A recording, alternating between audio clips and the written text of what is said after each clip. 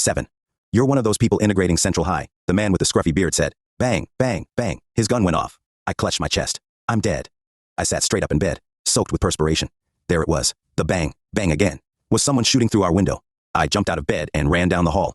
Great, I'm running. Maybe I'm not dead. I wanted someone to tell me I wasn't dead. Grandma India? I called to her as I darted in and out of every room in the house. I'm here, in the living room, she answered.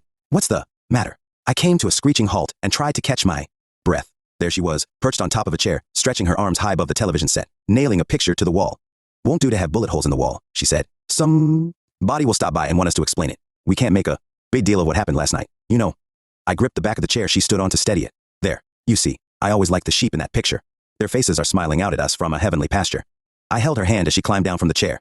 Kind of hard on a girl, getting shot at that way. Huh, she said, as she touched my cheek with her forefinger, and winked. At me. But you don't seem none the worse for it. You look like you're full of zest and vinegar this morning. I'm frightened, I whispered. I reached out to hug her, seeking the safety of her arms. She was wearing a freshly starched dress and apron, and smelled of vanilla extract. A little vanilla behind the ear always helps a woman's femininity, she often said. I loved her so much. Just for an instant, I thought how awful it would have been if the gunman had hit her. So, Missy, you slept right through your mama and brother leaving for school. She carried the chair back to the dining room, placing it just so. Then she paused and turned to look back at me. Well, get dressed. I'll make you some hot oatmeal with raisins. After I go to the store for Putty, we'll sit and talk a spell until Mr. Claxton gets here to fix the window. May I go with you to the store? Absolutely positively not, she said. You're not going out of this house today for any reason. As I dressed, I fretted that if Grandma wouldn't allow me to go anywhere today, she might not let me go with her to the wrestling matches. Surely nothing that awful could ever happen to me. I put it right out of my mind. So there we were, Grandma and me, giggling and talking together over the breakfast table, just like always. It felt like a very normal morning. For a short while I forgot the shots and integration, but as we started cleaning up the breakfast dishes, I saw her favorite green vase now shattered in 1,000 pieces in the trash can. It reminded me of the bullets and what might happen come nightfall. Then the wretched phone call started. Shaking hands and a pounding pulse were my responses to the ring of the phone, no matter how hard I tried to ignore it. The shrill sound went on forever. Grandma had decided she wasn't going to play phone tag with hecklers. When the doorbell rang, I jumped, but it was only Mr. Claxton, Grandma's friend. When I teased her about his being her boyfriend, she said I shouldn't be getting into grown-ups pre-date business. But I noticed she had put on just a touch of lipstick and a black bow in the back of her hair before he arrived. All of a sudden, I heard loud talking in the front hall. Grandma and Mr. Claxton were exchanging harsh words. I wanted to see what was going on up close, so I tiptoed past, announcing I was going out to get the newspaper. I heard him say the gunshots through our window were a clear sign that I should withdraw from Central, because I would bring the white people's wrath down on our community. In a very loud, strong voice, Grandma said he should mind his own business. That morning's newspaper showed a picture of Minijian and Jeff at the federal building as they filed reports about our being turned away from Central. Most of the headlines in the Gazette were about us and integration. On the front page, a headline stating decisions of North Dakota judge reverberate through all of Dixie crowned a picture of Judge Ronald Davies. There he was, the man who had ordered the governor to move ahead with integration, was pictured right there on the front page. He had the same huge, kind, all-knowing eyes as Grandma. Davies, from Fargo, North Dakota, who described his career as humdrum, had landed in the middle of a racial battle that may have repercussions for the entire South, the article said. This man who stands 5 feet 1 inch and ran 100 yards in 10 seconds at the University of North Dakota had come to Little Rock 2 weeks earlier to clean up a backlog of cases in the Eastern District of Arkansas. Twice he had interrupted his regular duties to rule on crucial matters pertaining to integration. 2 nights before, it had been Davies who heard pleas from the Little Rock School Board's attorney asking what to do, considering that Faubus was ringing Central High with troops. Move ahead with integration, Davies had said. Although mild-mannered, the paper said the 52-year-old judge could sometimes be testy and speak brusquely. As I read more about Judge Davies, I didn't think he was humdrum at all. The next article actually made me laugh aloud.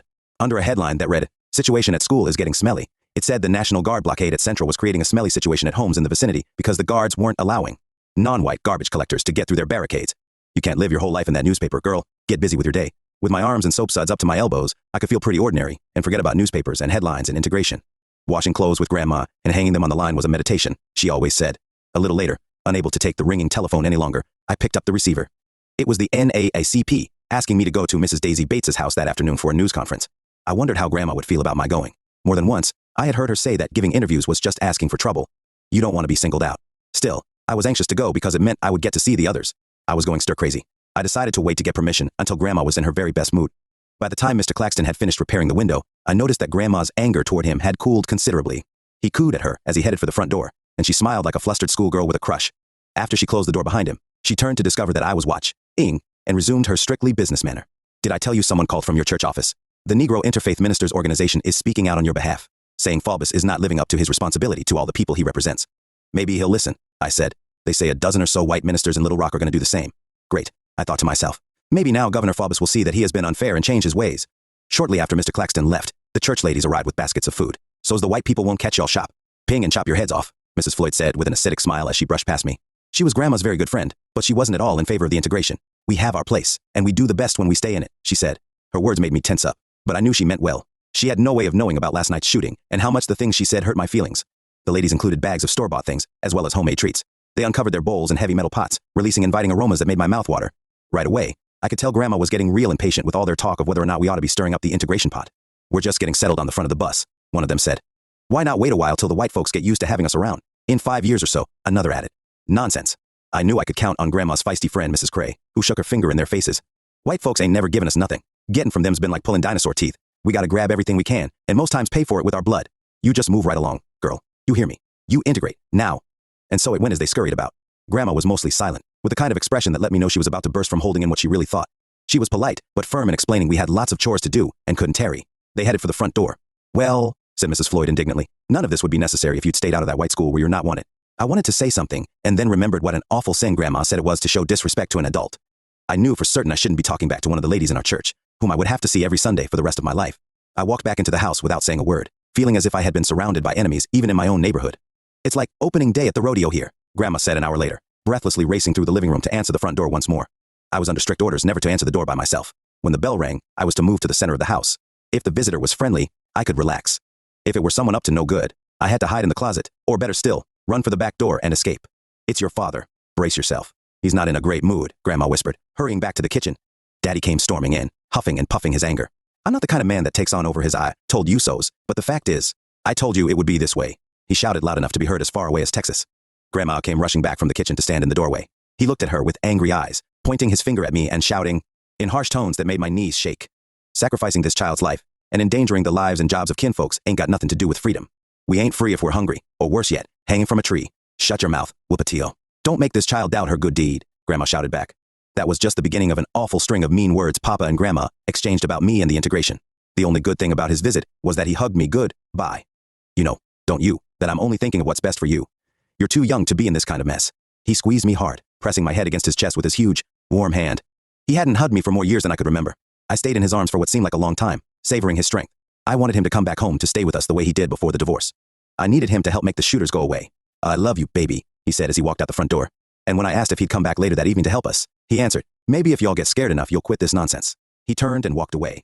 I slammed the front door hard, but I stared after him through the window. For a long, long time, the home of the NAACP president, Mrs. Bates, stood amid a pristine row of elegant residences in one of our community's nicer neighborhoods.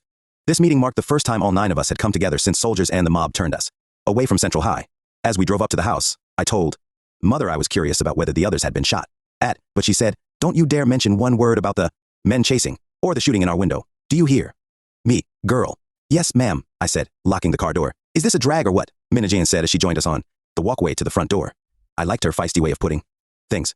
She always said just exactly what she was thinking as, though she weren't afraid of anything or anybody. Are you under lock and key the way I am? Every minute of every day. I feel like a prisoner in my own house, I said. Mother walked ahead of us, ignoring our gripes. Mrs. Bates's home, a long, rambling ranch-style house, was set on the side of a hill. It appeared to be 1 story high, but there were rooms snaking down the back of the hill to a second level. What made it so beautiful was its spaciousness and its modern decor, the likes of which I had only seen in magazines or movies before. But despite its grandeur, the huge bay window in the living room made me fret about her safety at night. The living room was crowded with all kinds of people, most of them strangers. They were laughing and chatting as though there were a big celebration going on. It was the first time I'd seen people of that many different colors and types in the same room. As I approached the downstairs rumpus room, I could hear Ernest Green and Terrence Roberts mimicking the prejudiced newscasters who'd used the word negra for Negro. Well, I understand you folks are going to a new school, Ernest quipped. I hear the welcoming committee was dressed a little odd. Did you say they were wearing helmets? All of them, wearing uniforms and carrying rifles. I wonder why. Did they offer you a cool lemonade and say they'd carry your books? What a relief I felt to laugh aloud, a real deep rumbling belly laugh. I felt my insides loosen up as the 2 boys continued, doing a parody of our dilemma. Jefferson joined the other boys in their skit, making more fun of our predicament. We girls could not match the boys' humor. They were like 3 seasoned comics performing at their peak on a nightclub stage. As we made fun of ourselves and our situation, Elizabeth Eckford, silent and obviously still shaken by her ordeal, arrived with Thelma Mothershed. Down the steps came Gloria Ray, followed by the always good-natured Carlotta. Our giggles got louder and more prolonged. We were happy to see each other, and in no time we were all talking at once. Just for that moment, we were snatching a tiny slice of normalcy for ourselves, although it was apparent all of us had questions about what would come next. For the first time in many days, I felt my whole self relax. I took a seat and sipped my Grippette Cola. Someone turned the music up, and it sounded to me like we had a party going. The sounds coming from the adults upstairs were just as festive. I was feeling okay, safe and very normal, until I noticed that a man with a shotgun resting on his shoulder was strolling back and forth, outside the rumpus room window. The fear knot in my stomach tightened. For me, The party was over. Not long after that, Mrs. Bates called us to come upstairs. "We'll get started now. If you kids will quiet down and take a seat," said the slender, stylishly dressed NAACP president. Two very dignified and important-looking men sat at the center of the room. I recognized one of them as Arkansas NAACP attorney Wiley Branton, a man of average height with milky skin, hazel eyes, and auburn hair. He could easily have been mistaken for one of the white men who opposed us. He explained that we were smack dab in the middle of what was fast becoming a major historical fight, involving the governor of Arkansas, the U.S. courts, and President Eisenhower. "What we're in now is a waiting game," he said, waiting while everybody squares off and chooses up sides. "We're all rooting for Judge Davies and the federal law to prevail."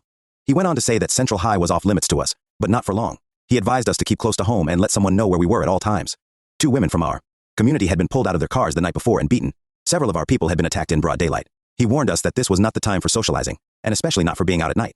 We also learned that one of us might be required to testify in a federal court, hearing about what happened on the day we tried to enter Central High. "All that means is telling the truth," he said. "Truth," I whispered. But I had sworn to Grandma and Mama not to tell the whole truth. I'd have to put my hand on the Bible. I hoped and prayed I wouldn't be the one chosen to testify. I also wondered if I should tell him about Mama and me being chased that day at Central, and about the gunshots into our windows. Maybe if he knew about that, he wouldn't call on me to testify. But I could hear Grandma India's voice in my head saying if we made a big thing of it and our names got in the papers, those segregationists might feel compelled to come back and finish the job, just to prove a point. I kept my mouth shut. "It appears that the segregationists are prepared to resist our school registration harder than we'd anticipated," Branton said. "But we're doing everything we can to get you into the school. We need your cooperation. It's going to take time and energy."